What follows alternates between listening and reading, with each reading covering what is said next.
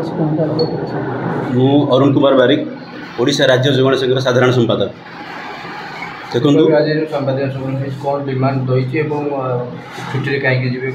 demand तो sir आम से गोटे डिमांड बर्तमान आम 2012 मसीह पर्यंत पंचायत कार्य कर सरकार एमती कौन योजना ना जो आम सामिल है जहाँ भी पंचायत को जाए कारण सरकार क्या नहीं प्रति पंचायत मुख्य है पंचायत आम जो प्रकार कष्टर सहित कम करुँ आजिका डेट्रे कौन स्टाफ करूँ सब कम आमको सामिल करें भी खुशी सहित कर गोटे भरोसा विश्वास अच्छी सरकार आम कथा बुझे बट सरकार एपर्यंत आमको मानते दृष्टि टी आम पाक भल दृष्टि पकई ना जहाँफल आम समस्या आम जो मैंने भी थे पंचायत से रेगुलर कि चाकरी स्थायित्व हो गलानी कि आम मात्र 8,000 टकर बर्तमान परिवार प्रतिपोषण करूँ सरकार को आम गोटे नवेदन जेहतु 12 वर्ष ऊर्ध है आम तो एमती कौन सरकार भी 12 वर्ष 13 वर्ष क्या खटू नी आमको आम खटुच 12-13 वर्ष है तेणु सरकार को आम गोटे नवेदन टी आम विषय चिंता करूँ आमर भी परिवार अच्छा आम भी परिवार दायित्व आम उपर अच्छी आम केमी चलू आज आम हाँ से आम तो आज छुट्टी नहीं आम सरकार को विरोध करूँ नूतन सरकार आम विरोध करने चाहूँ आम भी सरकार आमको प्रतिश्रुति दिखाँ कि ना आम तुम विषय चिंता करूँ ये डेट कि विषय कि समय भितर आम करूँ तापर आम छुट्टी उठू बर्तमान आम छुट्टी जाऊँ मैंने चाउल डिस्ट्रीब्यूशन बंद रहा आज डिस्ट्रीब्यूशन मान बंद करूँ आम 14 तारीख पर्यटन एप्रिल 14 पर्यटन राज्य पीडीएस सिस्टम क्षतिग्रस्त तो आम तो चाहूँ यहाँ आम क्षतिग्रस्त हाँपे आम चाहूँ से आम सरकार को आगुआ नवेदन जनाऊँ चिठी मध्यम भी जनईचु आपण मध्यम भी जनाऊँ जे आम सरकार को चाहूँ आमको किसी आश्वासन मिलू तो 10 दिन छुट्टी सरकार को अवगत कर आज्ञा अवगत कर आम मुख्यमंत्री भी देचु आम विभाग मंत्री की देचु आम सचिव को देचु एडीपी को देचु जदि या भितर आलोचना 10 दिन भितर ना परवर्ती स्टेप आम बाध्य होगी राजरास्ता को लिया पड़ू यदि आम केमी चलू 8,000 टका आप चिंता करूँ 8,000 टकर परिवार प्रतिपोषण संभव है आजिका जुगर पंचायत को काम सरकार पंचायत आम कौ कम कर सर कौन कम एमती ना आम पंचायत सामिल होनी बोली मुख्य काम आम चाउल डिस्ट्रीब्यूशन थी चाउल गहम मांडिया जहाँ भी रहा डिस्ट्रीब्यूशन करूँ ता सहित प्रधानमंत्री आवास योजना सर्वे आमर जे पांडेमिक आसला कोरोना आम तो घर घर बुली केते जन जोगाण सेवक भी मृत होती सरकार तार भी किसी करना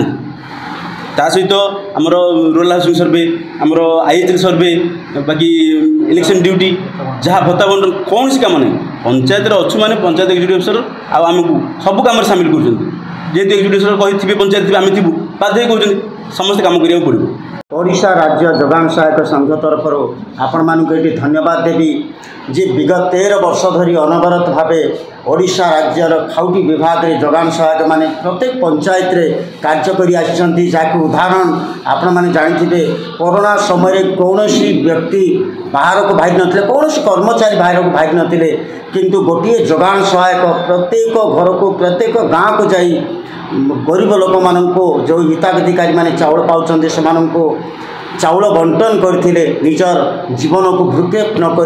ताठू बड़ उदाहरण आ जोगाण सहायक सरकार किसी नपर जोगाण सहायक जो भूमिका आपण देखुए निर्वाचन रुहतु से भूमिका ग्राम पंचायत स्तर में आपण मैंने प्रत्येक कार्य सरकार जो कार्यक्रम गुड़िक रही सीधा सड़क जनसाधारण निकट में पहुँचबार मुख्य भूमिका से रही हुए तो विभिन्न विभाग रे सरकार पठे था सरकार जो कार्यक्रम गुड़िक जनहितकर कार्यक्रम गुड़िक आपण संपादन करने किंतु प्रत्येक परोक्ष भाव में मुख्य भूमिका केवल ग्राम पंचायत रे जोगाण सहायक मान रही एमध्य आपण मैंने जरिया सरकार को निवेदन करुच्ची जोगाण सहायक मान जो कार्य गुड़िक रही जहाँकि कहवाई बहुत समय ये दरकार पड़ो इक्यूआईसी कहतु कि आधार कार्यक्रम कहतु कि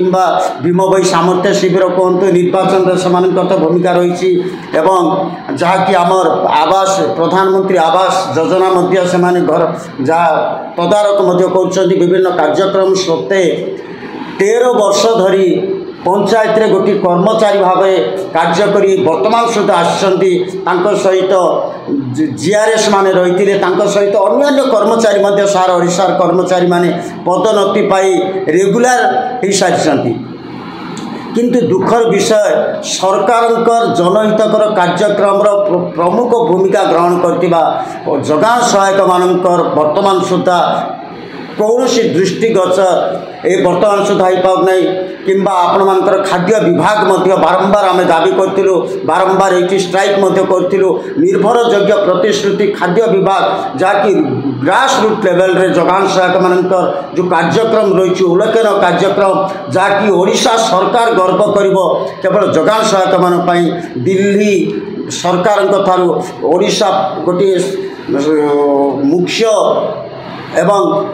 सम्मानित होता